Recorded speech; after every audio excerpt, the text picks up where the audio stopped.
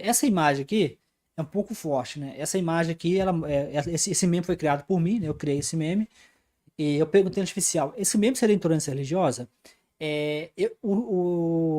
A inteligência artificial me mostrou uma perspectiva que eu não havia pensado, né? Ela me explicou para mim uma perspectiva que eu não havia pensado. Na perspectiva alternativa, seria intolerância religiosa. Contudo, como eu havia dito para vocês, às vezes o segredo, talvez, é você colocar contexto, né? E o contexto meu, expliquei para artificial, o contexto não é intolerância religiosa.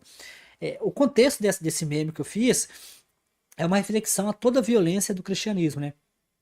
Se você pega o Antigo Testamento, tem inúmeras mortes no Antigo Testamento, né? Deus está matando o tempo inteiro, né? Tem um número que mostra que Deus, o diabo matou 10 pessoas só no Antigo Testamento.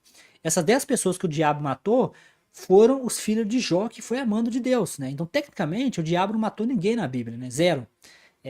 Já o Deus acho que matou, segundo um cálculo feito por uma pessoa que é do Mormon, os Mormon, né? De um site, né? Ele fez uns cálculos malucos lá, mas segundo ele são mais de acho que 2 milhões de pessoas mortas por Deus, né?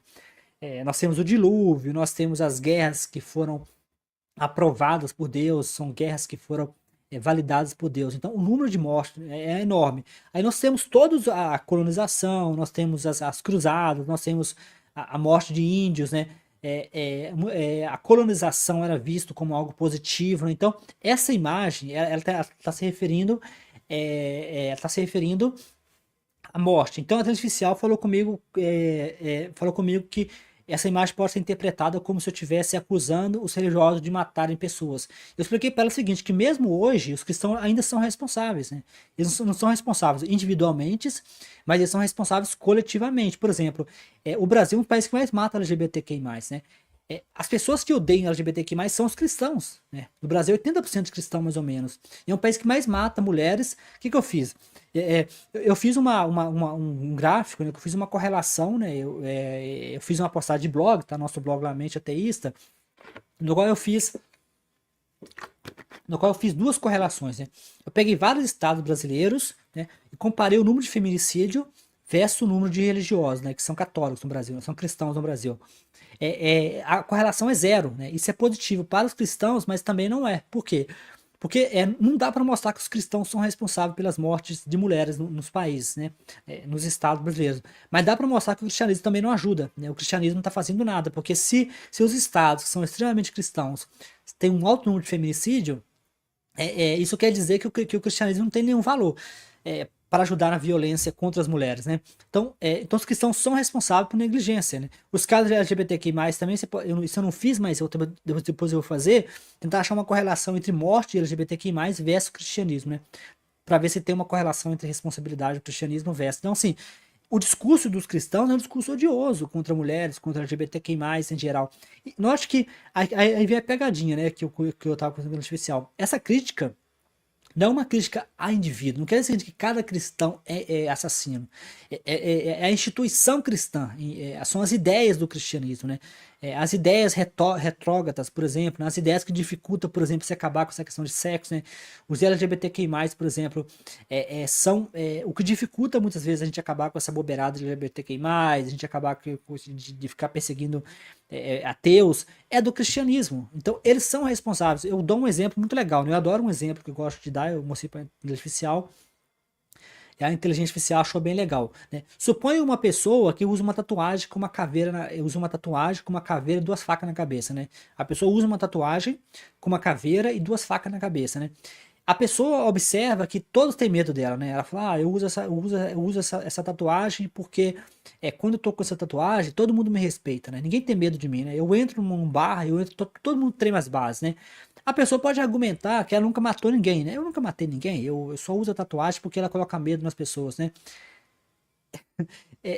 Esse exemplo é o mesmo no cristianismo, né? A pessoa pode não ter matado ninguém, mas ela tá usando uma tatuagem que simboliza a violência, né? Então, o cristianismo, o cristão moderno, Ele pode ser que ele não mate ninguém, né? Ele mesmo, né? Mas ele está simbolizando uma ideologia que historicamente matou mulheres como bruxas, queimou as mulheres vivas, matou cientistas, matou ateus, os hereses, né? A heresia. Então, assim, essa mão sangrenta do meme é uma referência à violência histórica do cristianismo, né?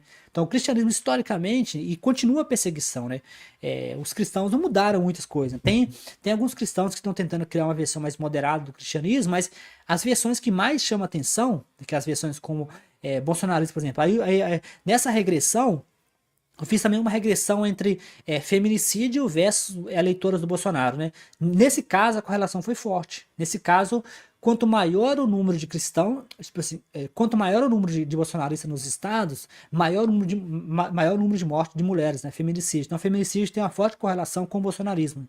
Os estados mais bolsonaristas, segundo essa correlação que eu fiz, né, usando matemática e modelo de correlação, quanto mais bolsonarista for um estado, maior o número de feminicídio, né? O número de mortes de mulheres.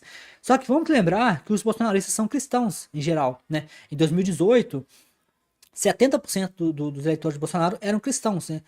Geralmente evangélicos, né? Então, sim, existe a probabilidade de um evangélico ser bolsonarista é altíssima, né? Os números mostram isso, né? Geralmente quem apoia Bolsonaro são pastores. Então, esse meme, esse meme não é uma intolerância religiosa, porque ele se baseia em observações, ele não se baseia num ataque individual, né? O cristão talvez não tenha interesse, né, de aprender, não tenha interesse de entender ou de ouvir, né? Ele vai ver a imagem e vai logo se ofender e querer atacar, né? O cristão já se ofendeu por muito menos, né? Com a abertura de copas, filme de Barbie, né? Então, assim, essa que é uma coisa que a gente deveria tentar empurrar essa linha, né? Porque atualmente quem está dando as cartas são os cristãos, né? Eles que definem o que é intolerância religiosa. Eu mesmo, como eu comentei anteriormente, já me senti constrangido no passado, né? Eu já apaguei postagem de Facebook porque algum cristão, algum crente apareceu nervoso. "Ah, isso é intolerância religiosa, né? Como eu gosto de brincar, a intolerância religiosa para o cristão é um as na manga, né? É um as na manga. Toda vez que ele está perdendo a argumentação, ele usa o discurso de intolerância religiosa, né? Eu já vi isso até ao vivo, né? Uma vez eu vi um debate no Pânico, né? De um pastor deputado que acusou de intolerância religiosa porque ele perdeu a argumentação. Ah, essa intolerância religiosa. Não era intolerância religiosa, ele perdeu a argumentação.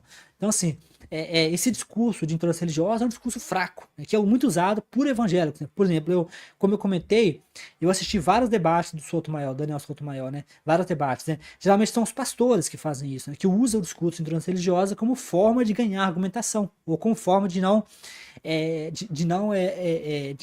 ter uma discussão saudável, né? Nós somos